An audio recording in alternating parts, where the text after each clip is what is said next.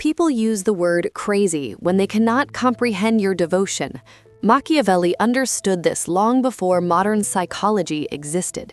He wrote that greatness requires a cold-blooded devotion to purpose, a discipline so unwavering that ordinary minds label it insanity simply because it does not resemble their softness. And Jung would agree. The disciplined person is not rigid. They are individuated. They have shaped their inner chaos into a blade. To become disciplined in the Machiavellian sense is to create an inner fortress.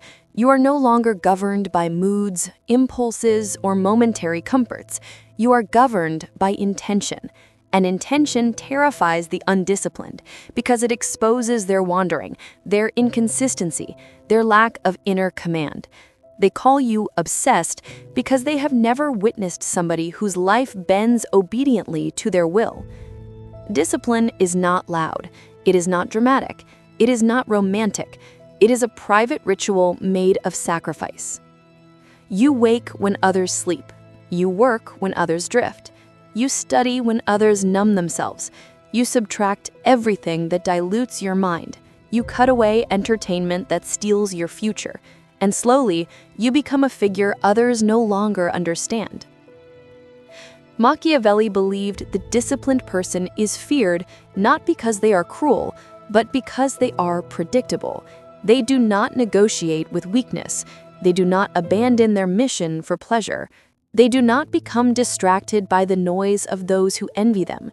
This level of discipline is cold, not emotional coldness, but strategic detachment. You no longer argue, you no longer justify, you simply continue. Jung wrote that the strongest soul is the one who integrates the shadow consciously. Discipline is the shadow tamed, desire obeying purpose, impulse kneeling before vision. When you become disciplined, you reclaim your power from the part of you that sought comfort more than destiny. This is the first threshold. To become so disciplined, people call you crazy, because they are seeing, for the first time, a human being who belongs entirely to himself. Machiavelli taught that discipline is not sustained by motivation. It is sustained by clarity of purpose. Motivation burns out. Purpose endures. The undisciplined change direction whenever desire wavers, but the disciplined follow their path with the precision of a blade. And so people call them cold, mechanical, unfeeling, because they mistake consistency for emotional absence. But this coldness is not the absence of feeling, it is the mastery of it.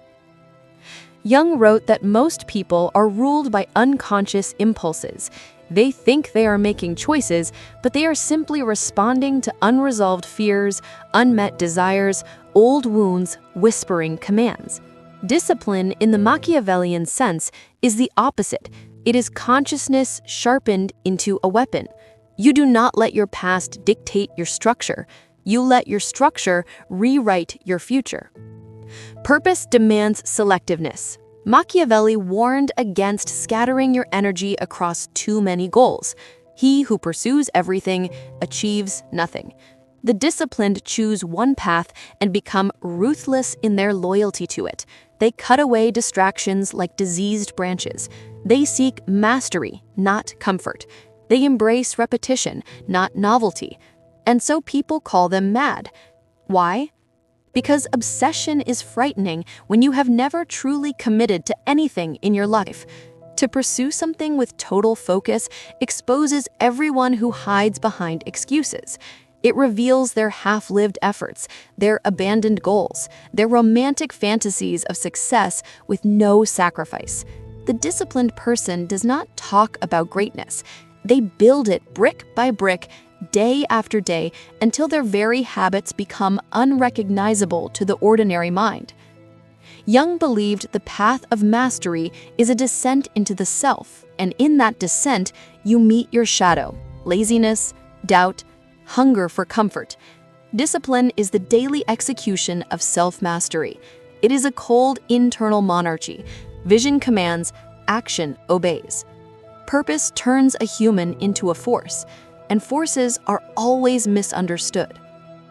Machiavelli believed that solitude is the workshop of power. Greatness cannot be forged in noise. The disciplined withdraw, not out of loneliness, but out of necessity. Jung understood this deeply. Individuation requires separation from the collective. Only alone do you hear the voice of your deeper self, the one that does not beg for approval or validation. People call you antisocial, detached, cold, but solitude is not emptiness, it is refinement. In solitude, you confront the parts of you that sabotage your mission: procrastination, emotional impulsiveness, fantasies of ease. You discipline these inner rebels with structure. You train your mind like a warrior trains the body. You exchange comfort for clarity. You replace entertainment with study, distraction with architecture. In solitude, you build the skeleton of the person you are becoming. The undisciplined fear solitude because it forces them to face their own chaos. They fill every moment with noise, so they never have to meet themselves. But you, the disciplined, sit in silence like a sculptor before uncarved stone. You see potential, you see design, you see the version of yourself waiting to be released. This is why the disciplined are misunderstood. They leave parties early not because they dislike people, but because they love their purpose more. They choose early mornings over late nights. They protect their time with the ferocity of a monk guarding sacred manuscripts. And slowly, they become different. Others feel the gap widening and call it arrogance. But it is not arrogance. It is ascension. Jung said the individual who separates from the collective becomes an outsider, a stranger, even a threat. Solitude elevates you beyond the emotional tides that move ordinary people. You begin to think independently, act independently, evolve independently. The disciplined stand alone because elevation has no crowd. Jung said the unmastered emotion becomes destiny. Machiavelli said rulers who cannot rule themselves cannot rule anything else. Combine these insights and you get the fourth law of extreme discipline: emotional sovereignty. The disciplined person does not react, he calculates. Emotion becomes data, not command. People call this heartless, but it is simply self-governance. You do not lash out when insulted. That is wasted movement. You do not boast when victorious. That is wasted energy. You do not complain when tired. That is wasted breath. Emotion is allowed to exist, but only under the supervision of intention. This is the coldness Machiavelli respected, not cruelty, but clarity. When your emotions no longer dictate your actions, you become unpredictable to the emotional world. People who seek reactions from you find none. People who want to manipulate you hit stone. People who expect you to break under pressure witness only stillness. Jung believed the integrated self is calm because it contains its own storms. The disciplined feel deeply, but act selectively. Anger becomes fuel. Fear becomes focus. Desire becomes strategy. Pain becomes endurance. The undisciplined assume you feel nothing. They assume you are mechanical, disconnected, robotic.